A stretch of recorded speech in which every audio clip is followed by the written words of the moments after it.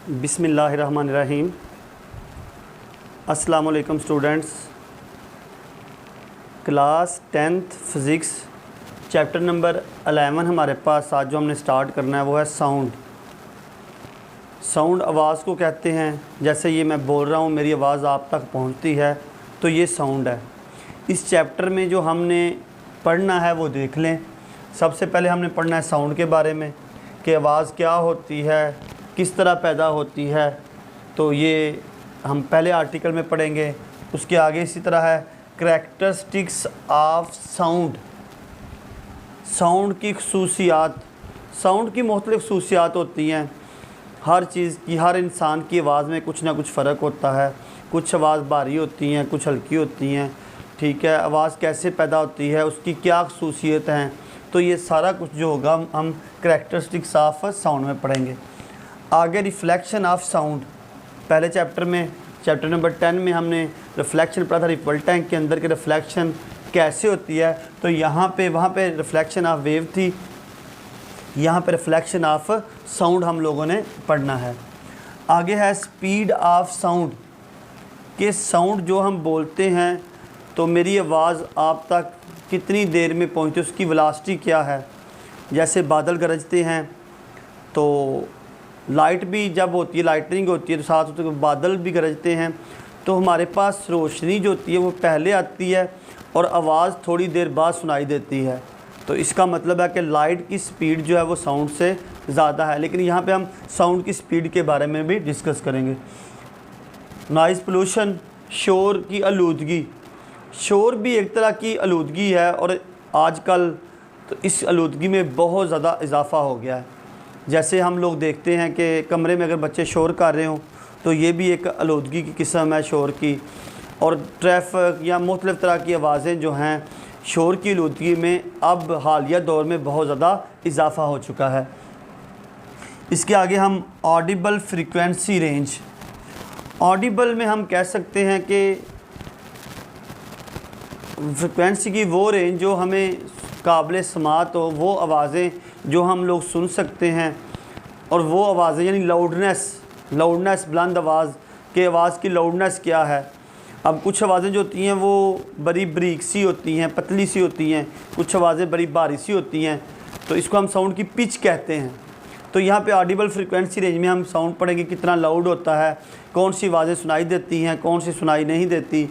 अगर हम लोग देखें कि अगर छोटे से कीड़े मकोड़े जैसे हमारे पास हैं, चोंटी है तो उसकी आवाज़ हमें सुनाई नहीं देती, जबकि चोंटी जो है, कीड़े मकोड़े होते हैं उनकी भी एक आवाज़ होती है, लेकिन वो हमारे पास हमें सुनाई नहीं देती। इतनी मध्यम होती है कि हम उसको सुन नहीं सकते। तो यहाँ पे हम ऑडिबल फ्रीक्वेंसी रेंज देखेंगे कि कौन सी आवाज़ जो है हमारे कानों जो होते हैं वो सुन सकते हैं और कौन सी आवाज़ नहीं सुन सकते। आखिर पे हमारे पास अल्ट्रासाउंड है।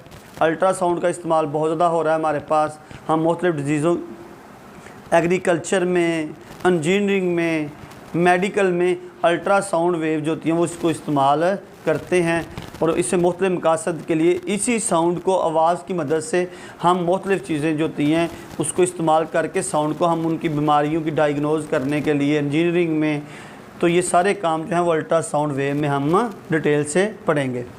तो आज हमने जो स्टार्ट करना है वो है जी साउंड। साउंड क्या है? अब साउंड आवाज़ है। जैसे मैं बोलता हूँ तो मेरी आवाज़ जो है वो आप तक पहुँचती है। तो सबसे इम्पोर्टेंट चीज़ है कि साउंड को पैदा या गुज़रने के लिए एक मीडियम की ज़रूरत होती है। विदाउट मीडियम साउंड मूव नहीं कर सकता। यानी अगर आप देखें वैक्यूम है तो वैक्यूम में साउंड जो होता है वो मूव नहीं करता। अब हमारे पास यहाँ पे मीडियम कौन सा? हवा।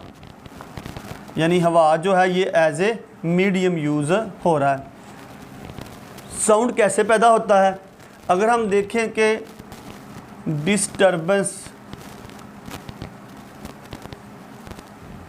हम किसी भी मीडियम में जब डिस्टर्बेंस करते हैं तो वहाँ पे क्या पैदा हो जाती हैं? वेव। अब डिस्टर्बेंस और वेव, तो डिस्टर्बेंस पैदा करना जो होता है किसी भी मीडियम में, जैसे मैं बोल रहा हूँ तो मैं हवा के जो पार्टिकल हैं इसमें डिस्टर्बेंस पैदा करता हूँ और वो जो डिस्टर्बेंस है वेव की, वो जो होती है वो साउंड प्रोड्यूस करती है। जैसे इंसान जो है वो बोलते हैं तो हमारे वोकल्स कार्ड जो होते हैं वो साउंड प्रोड्यूस करते हैं। वोकल कॉर्ड जो होते हैं वो बहुत ज़्यादा होते हैं, तो जिसकी वजह से हमारी जो आवाज़ जो होती है वो पैदा हो सकती है। जब हम लोग किसी मीडियम में डिस्टर्बेंस करते हैं तो वहाँ पे क्या हो जाती है, वाइब्रेशन। तो वाइब्रेशन जब पैदा होगी तो साउंड जो होगा वो प्रोड्यूस होना शुरू हो जाएगा। जैसे मेरे वोकल कॉर्ड जो होते हैं हमारे पास गले में, तो उसकी जब वो वाइब्रेट करते हैं तो मेरी आवाज़ जो होती है वो साउंड की सूरत में बाहर आ रही होती है। अब जब हम डिस्टर्बेंस करते हैं, वाइब्रेशन होती है, तो ये वाइब्रेशन इन एयर पार्टिकल में जो होती है वो मुंतकिल होती है। यानी वेव जो होती हैं, डिस्टर्बेंस से वाइब्रेशन, वाइब्रेशन से वेव। अब वेव जो होती हैं वो एनर्जी जो होती है वो कैरी करती हैं। जैसे हम लोग किसी अपने हाथ से मस्कुलर एनर्जी को चेंज कर रहे होते हैं किसी चीज़ के अंदर, तो जहाँ पे जब वेव पैदा होती है तो उसमें जो एनर्जी होती है वो एक से दूसरे में, दूसरे से तीसरे पार्टिकल में एनर्जी मुंतकिल होती रहती है मुख्तलिफ़ जगहों पे, और होते होते आवाज़ जो होती है वो आगे पहुँच जाती है। Disturbance in a medium, vibration पैदा होती है, और वाइब्रेशन जो होती है वो साउंड पैदा करती है, जिससे आवाज़ जो होती है हमारी एक जगह से दूसरी जगह आसानी से पहुंच जाती है। अगर हम देखें वाइब्रेशन में, मीडियम में अंदर जब वाइब्रेशन पैदा होती है, तो अगर हम देखें एक गिटार जैसे होता है, फॉर एग्ज़ाम्पल हमारे पास गिटार जो हो वो इसी तरह का एक होता है, ऐसे बना हुआ। तो यहाँ पे इसके जो होती हैं वो मुख्तलिफ़ तरह की, इतनी अच्छी नहीं है ड्राइंग, तो यहाँ पे उसकी तारें लगी होती हैं। अब हम क्या करते हैं, इन तारों को डिस्टर्ब करते हैं। इन तारों में वाइब्रेशन शुरू होती है, और वाइब्रेशन से जो होता है वो साउंड जो होता है वो प्रोड्यूस हो जाता है। हमारे जो लंग्स हैं, जब हम लोग सांस लेते हैं तो लंग्स में वाइब्रेशन होती है जिससे साउंड पैदा होती है। आपकी हार्ट बीट जो, जब दिल धड़कता है, दिल की जो धड़कन होती है वो भी साउंड प्रोड्यूस करती है। इसके अलावा आपके और भी कई आर्गन जो होते हैं वो साउंड प्रोड्यूस करते हैं। आपने देखा होगा डॉक्टर जो होते हैं वो स्टेथोस्कोप यूज़ करते हैं चेक करने के लिए। अब वो स्टेथोस्कोप अगर आप इस्तेमाल करें, उसको चेक करें, तो उससे क्या होगा कि जब भी आप किसी भी आर्गन के ऊपर, जैसे आपने हार्ट देखना हो, लंग्स देखने हो, इसके बाद किडनी या कोई भी चीज़ होती है, जब ये मूव करती है इसमें वाइब्रेशन होती है। वाइब्रेशन की मदद से हम उसको सुन सकते हैं कि वो आर्गन ठीक है या नहीं काम कर रहा। तो ये स्टेथोस्कोप की मदद से हम उस साउंड से उस आर्गन का जो होता है वो अंदाज़ा लगाते हैं, और डॉक्टर स्टेथोस्कोप इसीलिए इस्तेमाल करते हैं। इंसान का वोकल कार्ड जो होता है वो भी जो होता है वो साउंड जो होता है वो प्रोड्यूस होती है, वाइब्रेशन पैदा होती है और साउंड जो होती है वो प्रोड्यूस हो जाती है। अब हम इसी साउंड को प्रोड्यूस करने के लिए एक एग्जांपल देख लेते हैं। हमारे पास हम एग्जांपल देख रहे हैं लेबॉर्ट्री में हम इस देखते हैं साउंड में कैसे प्रोड्यूस होता है, वाइब्रेशन से साउंड पैदा होता है या नहीं होता। तो हमारे पास लेबॉर्ट्री में उन्होंने एक इस तरह का ट्यूनिंग फोर्क पड़ा होता है।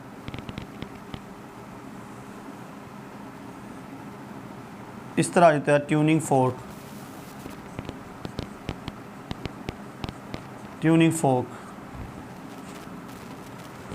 अब ये ट्यूनिंग फोर्क क्या करता है, हमने इसमें कैसे वाइब्रेशन करनी, मैंने बताया था जब भी किसी भी जगह पे, किसी भी बॉडी में जब साउंड पैदा होता है तो वो वाइब्रेशन पैदा होती है।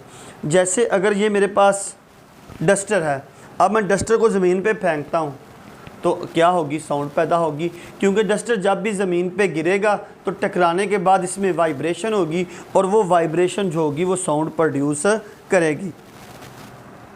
अगर हम ट्यूनिंग फोर्क में देखें यहाँ पे, अब हम इस ट्यूनिंग फोर्क के ऊपर अगर ये मेरे पास एक हैमर है, हैमर जिस तरह आम हैमर होता है, तो ये है किसका, रबड़ का। अब हम इस ट्यूनिंग फोर्क को इस रबड़ के हैमर से क्या करेंगे, इसके ऊपर इसको हम क्या करेंगे, मारेंगे इसके ऊपर, रबड़ हैमर के ऊपर ट्यूनिंग फोर्क को।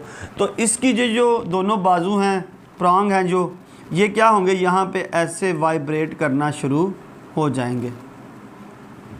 अगर आप इस ट्यूनिंग फोर्क को उठा के अपने कानों के करीब लेकर जाएंगे तो आपको इसकी जो साउंड जो होगी वो सुनाई देगी कि वाकई जब हमने इसको रबड़ हैमर के साथ थ्रो किया, ठीक है, मारा, तो यहाँ पे जो होगी वो एक वाइब्रेशन पैदा होती है जिससे आवाज़ जो होती है वो सुनाई देती है। तो यहाँ से हमें अंदाज़ा हो जाता है जब कोई बॉडी वाइब्रेट करती है तो उसमें साउंड प्रोड्यूस होता है।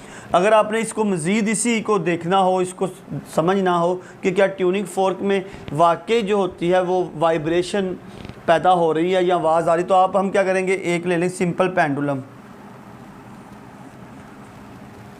अब जब हमने बढ़ा हैमर से मारने के बाद आपने क्या किया, इस ट्यूनिंग फोर्क को यहाँ पे लेके आए, इस पेंडुलम के करीब लेके आए हम लोग इस ट्यूनिंग फोर्क को।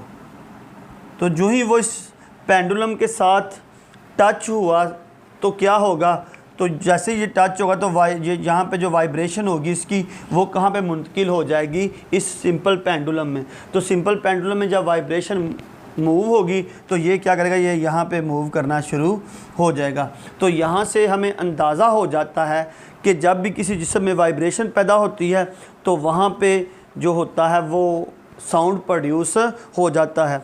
तो हमने sound production by vibrating body के साउंड जो होता है वो हमेशा एक वाइब्रेटिंग बॉडी से ही पैदा होता है। Sound produce in a vibrating body. ये हम इसी चीज़ को पढ़ रहे हैं कि जब कोई बॉडी वाइब्रेट करती है तो उसमें साउंड पैदा होता है। वाइब्रेशन के बगैर किसी बॉडी में साउंड पैदा नहीं होता। वाइब्रेशन मतलब क्या है, किसी भी मीडियम में जब हम डिस्टर्बेंस पैदा करते हैं तो वो डिस्टर्बेंस जो होती है वो वाइब्रेशन पैदा करती है और वही वाइब्रेशन आगे जाके हमारे लिए साउंड का काम करती है। जब भी हम बोलते हैं तो मेरा बोलना जो है हवा के जो एयर के मालिक्यूल हैं ये इसको लेकर जाते हैं, कहाँ पे, आगे लेकर जाते हैं। साउंड को गुजरने के लिए मटेरियल की ज़रूरत होती है। साउंड बग़ैर मटेरियल के गुजर नहीं सकता। अगर हवा ना हो, हम वैक्यूम में बोल रहे हों तो वहाँ पे हमें साउंड की आवाज़ सुनाई नहीं देती। और यही महाराज का पहला आर्टिकल था, साउंड।